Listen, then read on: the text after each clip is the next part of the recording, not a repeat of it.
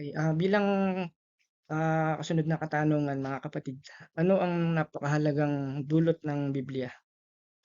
Sapagkat itong Biblia nga po ay siyang sentro na pag-aaral sa lahat ng evangelical theology sa buong kasaysayan at ng mga churches sa buong, yun nga po, sa buong kasaysayan na nag-uugat po lahat ng katuruan o lahat ng mga teachings or doctrines ay walang iba kundi hinango po ito sa Biblia o sa salita po ng Diyos. Kaya mariin pong ating pong pinanghahawakan na ito pong salita ng Diyos talaga'y, makapangyarihan o nandun po yung authority ng salita ng Diyos sa lahat ng, Kristiyanong totoong Kristiyano na talagang pinaniniwalaan at sinusunod po ay ang salita po ng Diyos. Kung wala ang Biblia, walang tunay na theology. So again, 'pag sinabi po nating theology, ito po yung mga aralin tungkol sa Diyos, pag-aaral, mga bagay-bagay tungkol sa salita ng Diyos. Okay. Ayon po sa ating aralin ano, bilang karagdagan, mahigit na 2,500 na ulit o beses sa Lumang Tipan na iginiit ng mga writers o ng mga authors ito, ng Biblia mismo ay sinalita, sinabi ng Diyos. Okay. So dito mismo nakapaloob sa librong ginagamit po natin sa simpleng aklat na ito pero binubuo po ito ng, mga aklat, book books within book, sabi nga po nila 'no. Kaya 'yun, ang sabi ang sinabi at sinulat ng mga propeta ay kasing kahulugan ng salita ng Diyos na dumating sa kanila. Ginamit mong verse po doon ay sa 24 verse 3 ng Exodus, lahat ng inutos ni Yahweh ay sinabi ni Moses sa mga Israelita. Ang mga ito naman ay sabay-sabay na sumagot. Ito po ang sagot nila, mga Israelita. Lahat lahat ng iniuutos ni Yahweh ay susundin namin. Kaya ang maniwala sa mga propeta po yung mga kinakausap ng Diyos at doon siya nagpapahayag si Yahweh, si Lord sa mga propeta ng kanyang mga utos o ng kanyang mga gustong sabihin. Sinasabi po niya sa mga propeta, ang pagsuway sa kanila ay walang iba kundi ang paghimagsik laban sa Diyos mismo.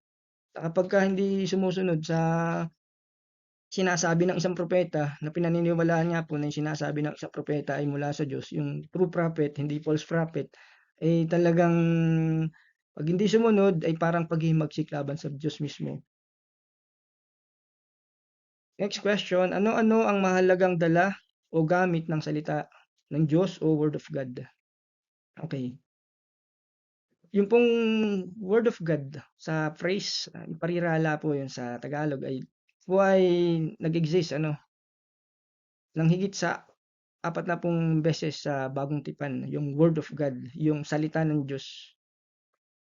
So dito sa salita ng Diyos, kumbaga dito nagpatotoo po ang ating Panginoong Hesus at ang kanyang mga disciple, yung mga apostol, na ang mga isinulat sa Lumang Tipan ay mga salita ng Diyos. Kumbaga yung kanilang, mga tinuro, pinag-aaralan ay galing sa salita ng Diyos, particularly ay galing sa Lumang Tipan, sa Old Testament. Okay, halimbawa sa Matthew 15 verse 6, pagka ginamit po natin yung verse na ito, hindi sabi diyan doon, hindi na niya kailangan tulungan ng kanyang ama. Okay, yung pong next part ng mahalaga, pinawawalang kabuluhan ninyo ang salita ng Diyos. Masunod lamang ninyo ang inyong minanang katuruan. Minanang katuruan. Yung mga salita ng Diyos, masunod lamang ninyo ang inyong minanang katuruan. Pero ito mas tingnan natin sa Romans 3:2. Ang mga Hudyo ay pinagkatiwalaan ng mga pahayag ng Diyos. Okay, so sila po yung unang pinagpahayagan po ng salita ng Diyos, bago po yung mga Gentiles. Okay. Tinitingnan nila ang Lumang Tipan, according to John MacArthur, tinitingnan nila ang Lumang Tipan bilang batayan ng kanilang pagtuturo. Buong tapang na itinumbas ang kanilang mga salita.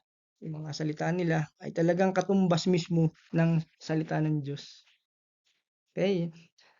Itong salita ng Diyos na ito ay mismo pinangaral ng ating Panginoong Hesukristo. At ito po'y matatagpuan po natin sa verse ng Lucas 5:1 at sa John 3:34. Ganoon din naman itong mga tinuturo ng mga apostol sa gawa chapter 4 verse 31. Ganon din naman sa 1 Thessalonica chapter 2 verse 13. At itong salita ng Diyos mismo o yung mga katuruan, lalo na sa galing sa Lumang Tipan sa Old Testament, siya itong ginamit upang mabuo yung church o yung Kristiyanong mga mananampalataya. Ito'y matatagpuan naman natin sa mga gawa or Book of Acts chapter 6 verse 7, chapter 12 verse 24 at chapter 19 verse 20. Okay? Ano-ano ang ilang mga karaniwang tawag o pararila o praise sa Biblia? So, ang karaniwang tawag sa Biblia o praise sa Biblia is ito nga po mga banal na kasulatan sa Romans 1:2, mga oracle. Oracle means po ay word of God o salita ng Diyos sa Romans 3:2, salita ng katotohanan, salita ng katotohanan, word of truth, 2 Timothy 2:15, at mga sagradong o banal na kasulatan, 2 Timothy 3:15. Okay, so ito pong mga ito ay may mga panahon o pagkakataon na naririnig po natin ito po ay phrase na ginagamit pagka pinag-usapan po natin ay Biblia. At puwedeng-puwede po natin 'tong gamitin pagka ang Biblia po ang pinag-usapan po natin, okey po. Then ang Biblia ay nagtataglay ng walang kapantay na authority sa pagtatatag ng doktrina o mga katuruan sapagkat ito nga po ay banal na kasulatan o ito ay salita ng Diyos, salita ng katotohanan at ito ay sagrado na kung saan ginagamit nga po ito sa pagtukoy at pagtutuwid ng pagkakamali. Kung ang isang tao ay may pagkakamali o may kasalanan, so basically ang salita ng Diyos o ang Biblia ginagamit para sa pagtutuwid ng pagkakamali at pagtuturo saan? Katuwiran. Yan po naman ay ayon sa 2 Timothy 3:16. And then ito ay hindi kailanman mapapalitan o masususugan ng ibang awtoridad. Kumbaga wala nang mas mataas pa dito sa Biblia. Ito na po yung pinakamataas. Yung supremacy nito, yung highest authority po ay nasa salita po ng Diyos. Sapagkat ito po ay salita ng Diyos. Dahil dito, ito po laging naglalaman ng perpekto para sa pagkagamit o kamit ng layunin po nito. Sapagkat ang salita ng Diyos, pag nagsalita po ang Diyos, ay meron po itong goal o may layunin po Napakarami pong mga verses na susupport po doon at makikita po natin yan sa lesson natin Then, kasunod na katanungan, ang Biblia ba ay naglalaman ng mga pagkakamali, kontradiksyon o pagkakaiba? Since ipinapahayag po ng Word of God, ng salita ng Diyos na ang nilalaman nito ay talagang walang kamalian, nandun yung perfection ng Word of God, at kahit kailan hindi ito maaaring makapagligaw sa kaisipan ng mambabasa at ayon sa inilalarawan po ng salita ng Diyos. Okay, so from Awit or Book of Psalms 12:6, 119, 140 at sa Kawikaan 30 verse 5 na doon binabanggit po na mismo ang salita ng Diyos po hindi po kailanman nagtataglay ng kahit anong kamalian. Then ang mga pangako nito, sabihin ng pangako po ng Diyos o ng salita ng Diyos ay hindi maaring mabigo. Okay, hindi nagfe-fail. Sapagkat ang sabi ang Diyos ay hindi kailanman nagsisinungaling.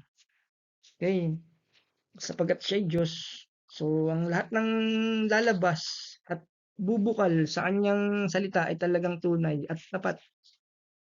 Sapagkat punong-puno siya ng pag-ibig sapagkat siya'y Diyos ng katotohanan. Mula sa Bilang o Book of Numbers, chapter 23 verse 19, ang Diyos, sabi doon, ay hindi nagsisinungaling na tulad ng tao. Pagkat siya Diyos, walang bagay na pagsisinungaling hindi totoo o walang bagay na mali para sa kanya. Ang Diyos ay hindi nagsisinungaling na tulad ng tao.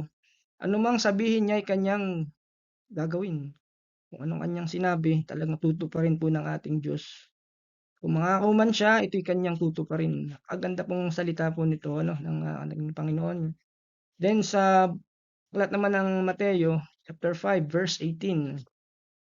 Tandaan ninyo, maglalaho ang langit at ang lupa, ngunit ni isang tuldok o kudlit man ng kautusan ay di mawawala ng bisa hangga't di natutupad ang lahat.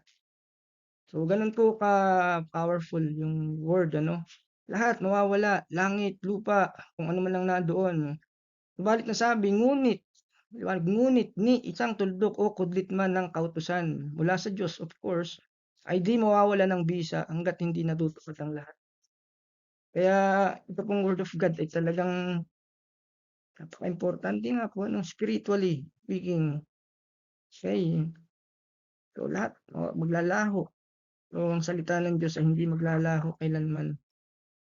Kaya dahil po doon ang katwiran, lahat po dahil dito ay ganap na totoo at ito ay ang salita ng Diyos, ito ay lubos na talaga ng kailangan nating pagkatiwalaan at mapapagkatiwalaan po natin.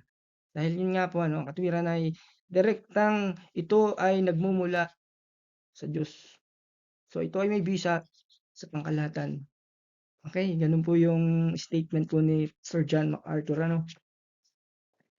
At then bilang karagdagan pa po, ano, ayon sa banal na kasulatan, ang persona at salita ng Diyos ay magkaugnay na ang teksto na ang banal na kasulatan, yung Word of God, yung oracle, Word of Truth, ito ay malinaw na nagpapakita ng mga katangian ng tunay na may akda nito. Kung sino po yung may akda nito ay walang iba, alam po natin ay ang Diyos. So nakikita po natin kung sino ang Diyos mismo sa kanyang sinasabi sa salita po ng Diyos. Ano? Maging yung kanyang katangian, yung kanyang attributes, mga katangian ng ating Diyos. Ang Diyos ay totoo, dalisay, hindi nagbabago, maasahan, buhay at aktibo. Sa makatuwid, gayon din ang kanyang salita. Yun po yung salita niya. Ganun po yung Diyos natin, ano. Siya po'y totoo, ang salita ng Diyos ay totoo, ang Diyos ay pure, siyempre dalisay. Ganun din ang kanyang salita. Ang Diyos ay hindi nagbabago, immutable ang ating Diyos. Ganun din ang kanyang salita, hindi maaaring magbago. Mahirap po yun, pagpabago-bago po, ano. So, ang Diyos hindi po nagbabago. Hindi po kagaya nating mga tao, ano po. Ang Diyos ay maaasahan. Ganun din ang kanyang salita, maaasahan. Siya ay buhay, ganun din ang salita niya, siya ay buhay. Aktibo, ang Diyos, ganun din ang kanyang salita. Okay. Kaya napakasarap isipin na meron tayong Diyos na ganitong pinagkakatiwalaan sa pamamagitan ng kanyang banal na salita. Ang kanyang salita, siya ay galing sa Diyos. Okay. Ang Diyos mismo ay nagbigay sa kanyang salita ng parehong kaluwalhatian gaya ng ibinigay niya sa kanyang pangalan na siyang kabuuan ng kanyang pagkatao. From Book of Psalms 138 verse 2. Sa harap, sabi po doon, ano, ng verse, sa harap ng iyong templo ay yuyukod, gagalang, pupurihin kita roon, pupurihin ang iyong ngalan, dahilan sa pag-ibig mo at sa iyong katapatan, kay tunay na dakila, pati iyong kautusan. Okay, tingnan niyo po, pati iyong kautusan. So, yun po, ang ganda po, ano. Pupurihin natin ang kanyang pangalan, pupunta sa templo, yuyukod, igagalang, dahilan sa pag-ibig mo. Kasi ang Diyos nga po ay maibigin. Ito po yung pinag-aralan po natin sa attributes of God. Tama po ba? Sa iyong katapatan, yung faithfulness of our God, kay tunay na dakila, pati iyong kautusan. Kung ating pagkukunan ng kaalaman ay talagang dakila. Ano po? Dahil sa utos ng Diyos, kaalaman ng Diyos, na ibinigay sa atin sa buong sangkatauhan. Kaya ang salita po ng Diyos, ang Biblia, ang Word of God, ay talagang kailangan nating tangkilikin, tanggapin. Ano? Tungkulin po natin itong basahin at yun nga po, i-meditate. Siyempre, sundin. I-apply po natin. Ano po? Okay.